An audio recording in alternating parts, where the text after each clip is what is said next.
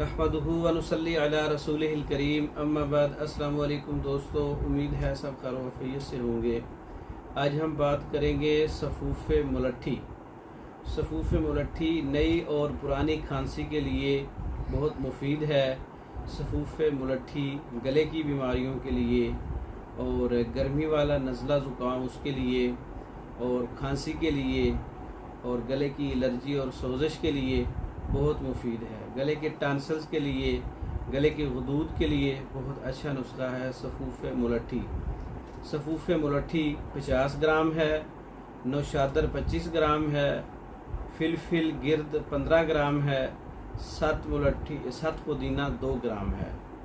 तमाम चीज़ों को अच्छी तरह से पाउडर बना लें, बारीक कर लें, महफूज कर लें, आपस के अंदर एक जान कर लें। इसका मिजाज जो कायम होगा वो असाबी गुद्दी गर्मी तरी गर्मी वाला, असाबी गुद्दी 6 नंबर तर गर्म इसका मिजाज होगा। खुश्की की वजह से और गर्मी की वजह से गले की सोजिश, गले का दर्द, आवाज़ का बैठ जाना, आवाज़ का फट कर निकलना, गले के जितने भी मसाइल हैं वो इसके इस्तेमाल से जाते रहेंगे।